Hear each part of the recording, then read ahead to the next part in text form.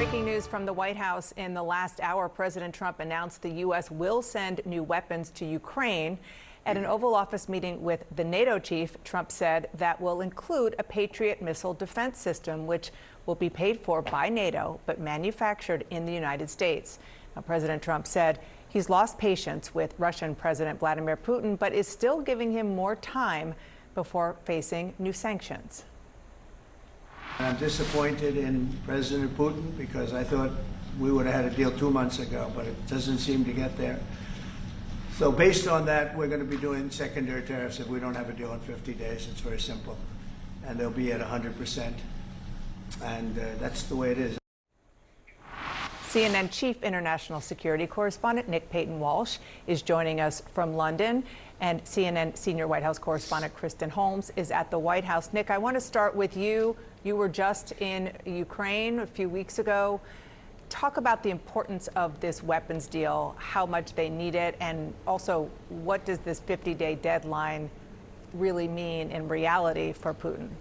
Yeah, I mean, these are the things that Ukraine urgently needs. Only US-made Patriots can stop Russian ballistic missiles, and only the US can authorize them getting to Ukraine. So that is urgently what is needed, and clearly they found a way for the non-American NATO members to pay America for these weapons, and Trump talked about them being delivered in a matter of days. Not just the interceptors, but also the batteries that fire them. That's key. He even suggested there was a country that had 17 Patriot systems that weren't being used that might be handed over. That's way in excess of what Ukraine's even asked for. So clearly these weapons and potentially other types too, Mark Rutte talked about missiles, are now going to be paid for by essentially Europe to be given to Ukraine. That's kind of a win for the US and for Ukraine as well, and fills an urgent hole. The sanctions, more complex. Ultimately, the 50-day deadline that Trump has given gives Putin until September, most of the summer, to pursue any military offensive he has in mind before they might even kick in. We've heard Trump change his mind in the past. But secondary sanctions against Russia, really forget about it. There's not enough trade between Russia and the United States for sanctions to be impactful. It's the secondary ones that might hit, let's face it, China or India, the major purchasers of Russian hydrocarbons. But there's still nearly 2 months till they might kick in. It might pressure Beijing to get Putin to the negotiating table, but it might also just give Putin space to militarily do what he wants. Dana? Yeah, I mean, 50 days is a long time when you're determined to keep bombing a country as he has shown to be, particularly and especially under pressure from President Trump recently. And on that note, Kristen, it has really been remarkable to watch President Trump, even from the beginning of this term, come in and try to kill Vladimir Putin with kindness, turning to, I'm done with this. I've talked to him 4 times, and every time I talk to him, or I've almost gotten close to a deal, he said 4 times, and every time he pulls the rug out from under me.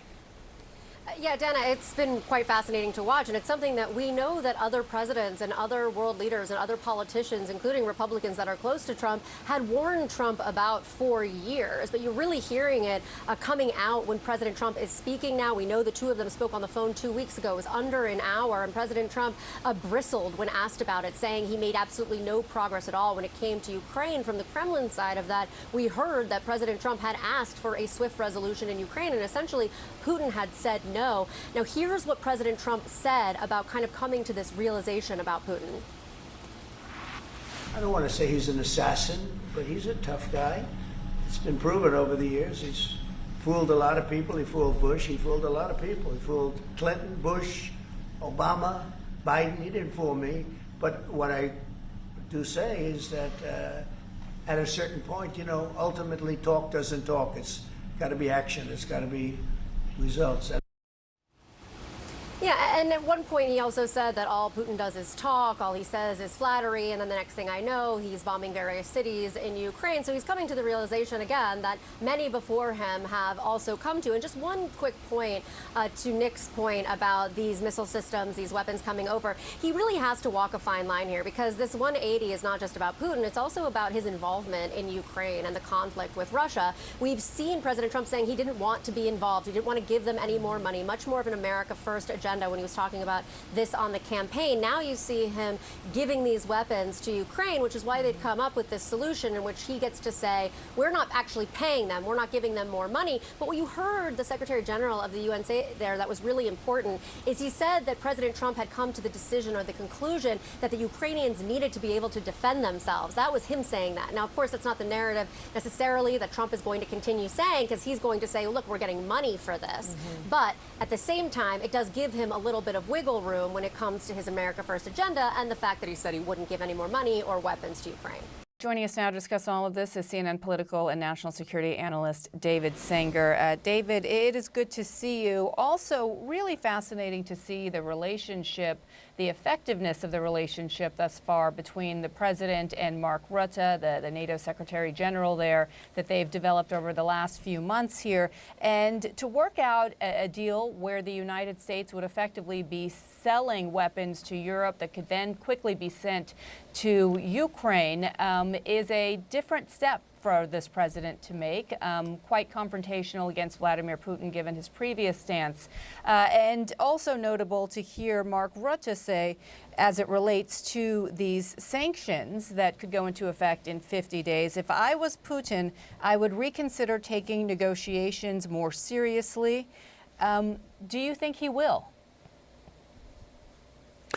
I have my doubts, but the whole interchange was fascinating on so many different levels.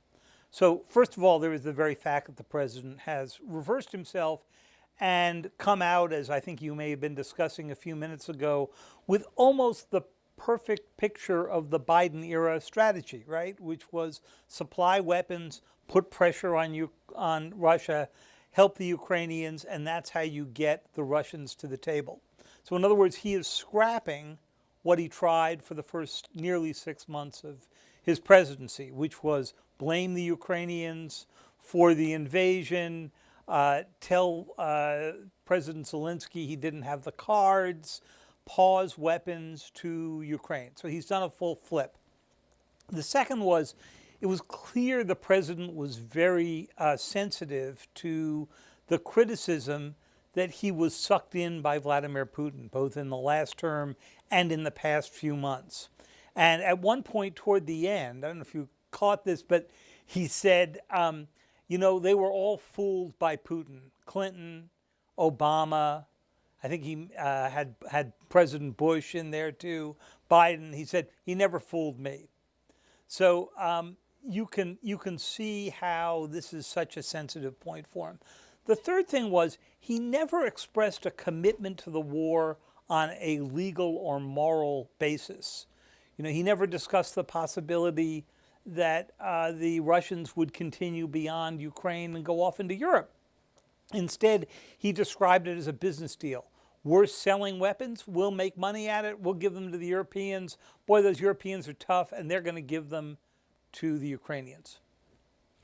Yeah, you're right. It certainly was fascinating on so many levels, as you laid out there. Just to your last point, I mean, this idea of actually selling weapons to Ukraine and also having the Europeans pay for it instead.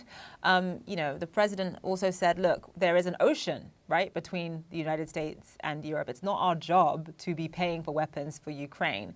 Just give us your take on that aspect of it, especially the political effect that will have on his base. You know, Donald Trump walked into this term essentially saying at the beginning, you know, I'm going to end this war pretty much on day one, being very much against this war, especially because of just the sheer cost of it.